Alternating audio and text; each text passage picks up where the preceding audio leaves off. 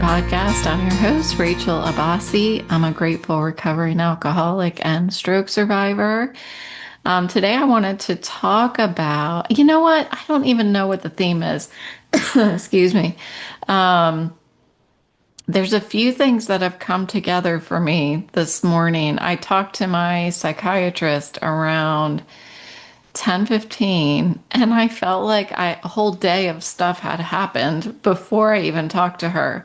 So I'll try to talk through that and talk a little bit about the message that I was receiving from my sobriety meeting in the morning, and then what happened after that, that just reaffirmed this message that I was receiving for today. So I think it has a little bit to do with uncertainty, as I've been talking about recently, but also just a lot of these themes that I talk about, knowing that, like, resisting that urge to control, knowing that we are white knuckling something that we never even had to control to begin with.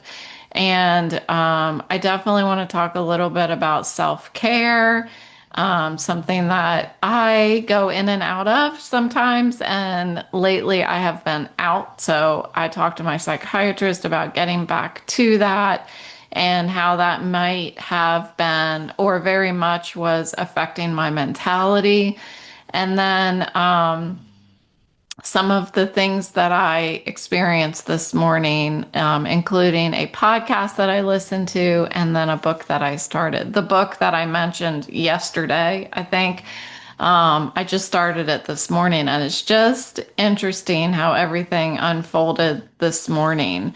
So when I tuned into my meeting this morning, it was about 20 minutes after it started. I have been oversleeping a little bit, which is fine. You know, I give myself the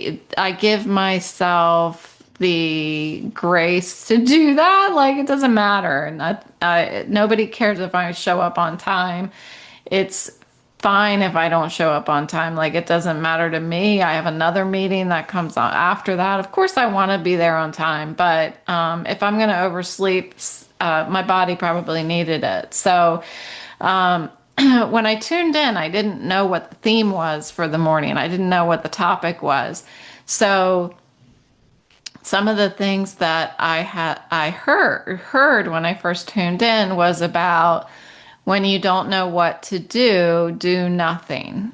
And so I wrote down, standing down allows others to learn and lets life unfold without you grabbing a hold of that joystick and white knuckling it, that control that you think you have, you know, like the world is a video game and you've got your joystick and you get to decide what everybody's move is going to be. And that's just not true. But I certainly can lie to myself sometimes and think that, well, if I just do this, then things are going to go my way. Whether it's other people behaving in a way that I think that they should, or just life unfolding in a way that I think that it should. So, what I have been reminded of over and over again in sobriety is that when I think that I have control, or I think that I need to control something, then that's a sign to me to take my hands off the wheel, to open it up and let my higher power in, like, acknowledge that this is not under my control. And like I heard this morning, sometimes it's best to do nothing. When I think that if I do this, I'm going to have this impact on the situation.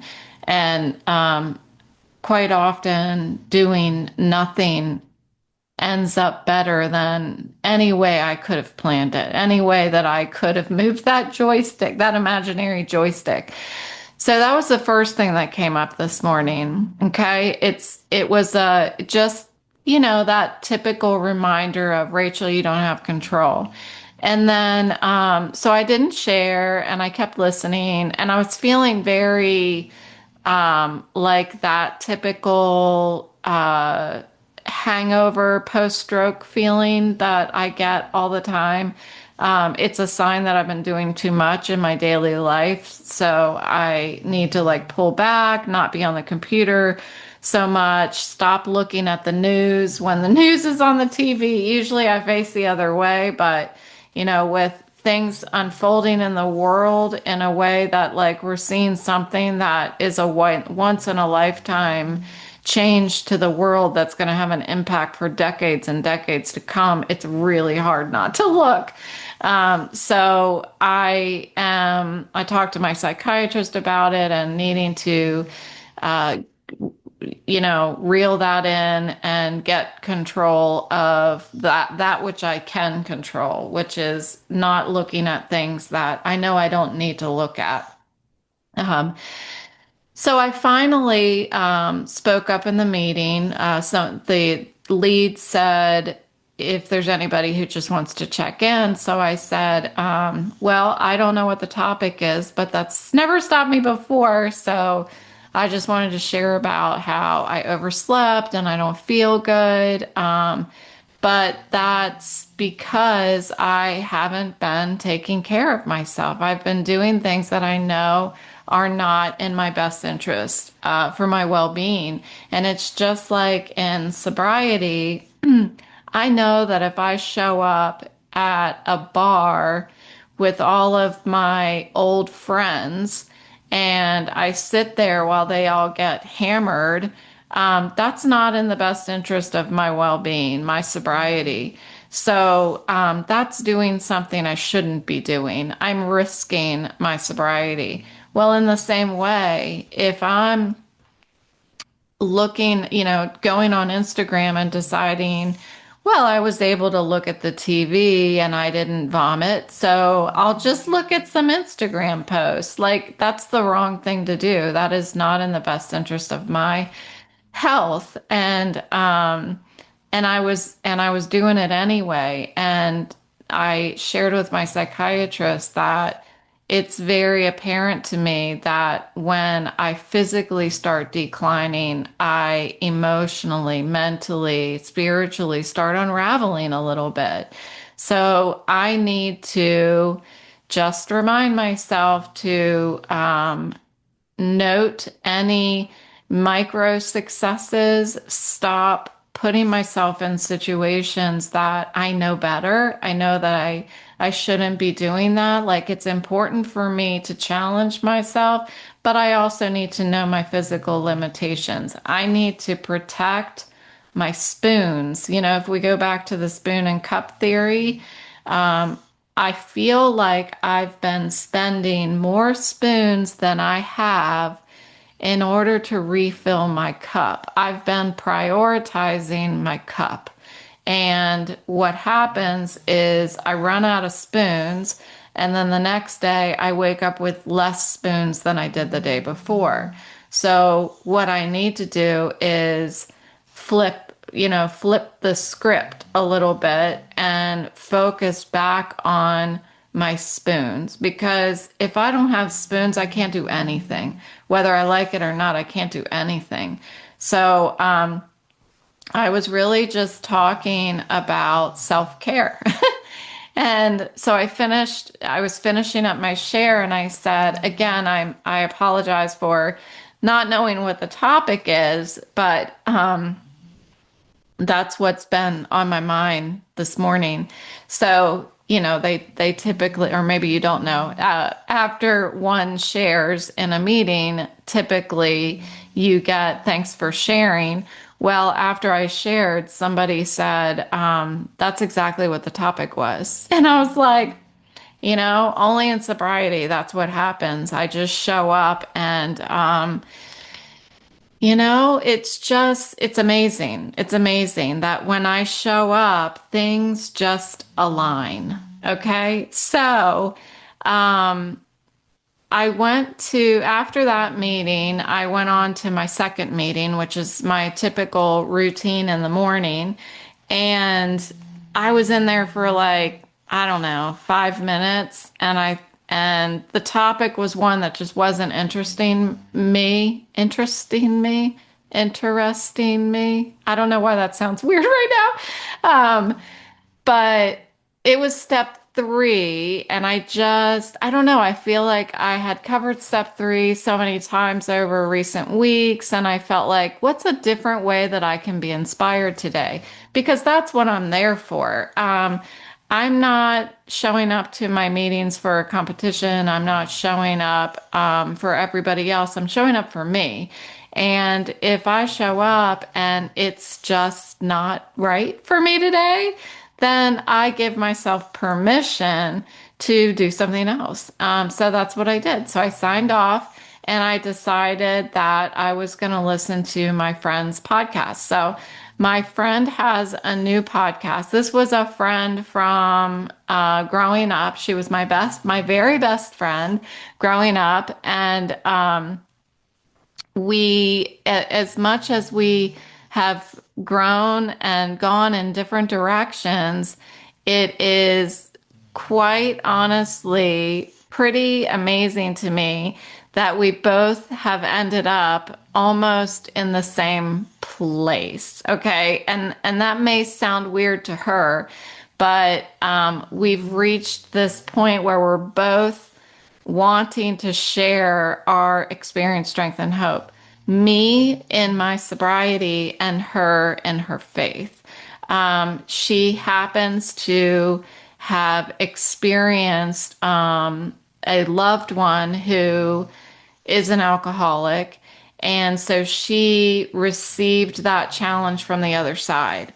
And she shares a little bit about that in her testimony prior to the first episode of her podcast. So the podcast is called The Daily Dose. Don't forget the THE, The Daily Dose. And I listened to the first episode yesterday, and I thought, okay, this is something that I might gain something from. I really went back and forth as to whether I wanted to listen, and that sounds bad too, because I wanted to make sure that I was listening for the right reasons. I didn't want to listen because I was going to compare myself, right? I was talking yesterday about how I was feeling. I think I was talking about, yeah, I talked about it yesterday that I was feeling, this is so funny how everything has aligned today. How I was feeling like I wasn't good enough. You remember that? I was talking about that just yesterday.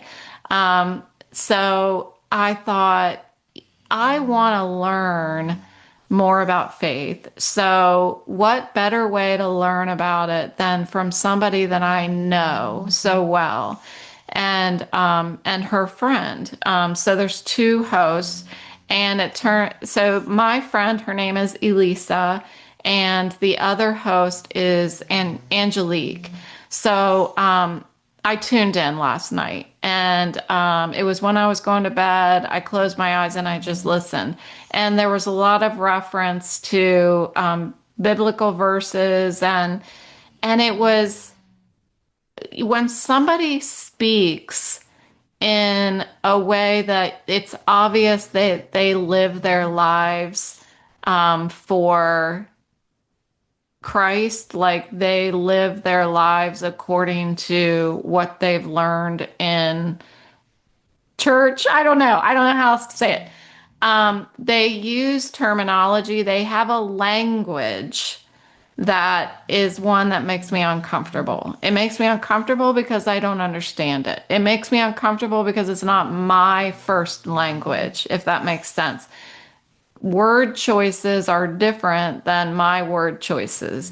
And so as I was listening to it, I was listening to like when one would agree with the other, they would say amen or something like that. And I think amen would never be natural to me when I'm thinking I agree with you. I wouldn't say amen, I would say, yeah, totally, or something like that. But I was learning, I felt comfortable as much as it was a language that is not um, proficient for me. I felt comfortable hearing it. So today, as I decided, this second meeting isn't for me, I thought, let me listen to their next podcast. Okay. So this morning, I listened to their next podcast, and lo and behold, okay, it was about imposter syndrome. It was about a bunch of other stuff, but it was about imposter syndrome. And I thought, that is wild, because yesterday I was just talking about how I felt like I wasn't good enough, listening or knowing that she had a podcast, because how much money they're investing in it, and how professional it looks. And meanwhile, I sit in my studio, and Boris is like snoring in the background and stuff. And I talked yesterday about how, no, I was giving myself a pep talk about how, no, this is what mine is about, and it's okay. What I'm doing is good, and I am good enough, and all that stuff. And so, lo and behold, I listened to this podcast this morning about imposter syndrome, and hearing these hosts talk about feeling like not enough in their lifetime, feeling like they're not qualified for what is in front of them. And I thought, this is wild. And one of the things that Angelique said was that God doesn't always call the most qualified, and introduces you to other people who have been elevated before you, in order to have those people teach you and help you elevate. So I thought, this is really fascinating to me, because I thought, while I was listening to it, okay, maybe I'm always of the mindset of, I'm looking for reasons for why things are happening the way that they are. And it's something that I didn't really realize that I do, but I think I've done it for a really long time. And so when I was listening, I was thinking, this Angelique lady she's the same age as me. This Angelique lady, I mean, I'm assuming that she is. I calculated, because she was talking about when she had her children and how old they are now and stuff. So, her being the same age as me, and me looking like, wow, she's a force to be reckoned with. Like, this woman is smart, she's beautiful, and she knows about the Bible and faith, and has lived it for so long that she speaks the language. And I thought, maybe I'm not listening to this because I'm comparing myself to Elisa.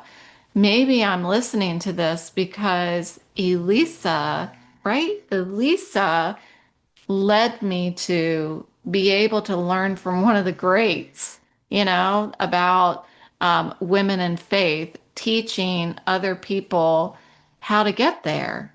So this is what I was thinking. This is all of my extravagant thinking this morning before 10 o'clock this morning. So um, let's see. So the other stuff they were talking about was, well, let's fast forward. So I end up talking to my psychiatrist, and I'm telling her, like, there's so many things that are pointing me in this direction today.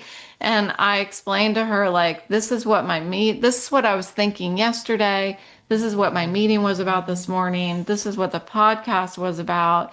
And I said, you know what else? Before, like right after I listened to the podcast and before I logged on with my psychiatrist, I started my new book, the book that I was telling you guys about. So the book is called Signs. It's like the secret language of the universe or something like that. And I just listened to like 20 minutes of the introduction, and it was talking about how everybody has the ability to see signs from the other side. Okay. And I am as confident in this topic as I am flying a space shuttle. Okay. It's completely, I'm out of water with this. But I'm listening anyway because I'm always seeking ways to help me get comfortable with the ideas of my existence, the reason for my stroke, the reason for my sobriety, like being an alcoholic and all of that stuff. And so just like today, when I was listening to the podcast and I was thinking, I'm led back, like Lisa and I's path have converged again in such a way that we both are interested in doing the same thing, that we're both doing a podcast, separate, albeit very different, but yet the words that I say in my podcast, she was echoing them. Her and Angelique were echoing the same word choices that I use that come from my sobriety program. And that's very much because sobriety program, as much as we say it's a spiritual program, a lot of folks have their higher power being God. So a lot of that language is fed from being faithful. And so the book was talking about signs and how these signs are available to all of us if we're just willing to see them, if we're open to them, if we're willing. And she talked about birds, and she's talking about people, like the most obvious signs that are easiest for us to receive are like nature and animals, and things like receiving a blank text on your loved one's birthday or something like that. And I didn't know this, but this medium who wrote this book is talking about God as well. Okay. So she like starts talking about faith too. And I'm like, all right. I mean, I'm on this journey. Like, let's just go buckle in and let's just see where it leads me. And so it just seems like as much as I think that my path is leading me in one direction for this reason, I am beginning to see how, as much as I think I know where I'm going, all of a sudden, if I look in the other direction, everything makes sense more that way. If that makes any sense, like I feel very open to everything right now. I feel like with my disability, so I was talking to my psychiatrist about this. With my disability, I continue to like test, put it to the test to see if I look at the TV, if I walk more than a mile, if I look at a video on Instagram, does it still hurt? And if it does, if I end up being in the position that I am right now, where I wake up with this hangover feeling and have more of a headache than I normally do, then my disability is reconfirmed. And I am able to see that, okay, life's not going to change. As long as I have this disability, not that I want the disability, but as much as life just like turned upside down for me, it's like I'm testing my disability to see, is it the same or is it different? Because if it's different, I might have to rearrange my plans. I might need to figure out like where I'm headed. And it's hard for me to articulate. I was able to talk about it with my psychiatrist pretty clearly and she understood. But once I reconfirm and start feeling bad again, that stability that I see ahead of me helps me to accept what's going on right now.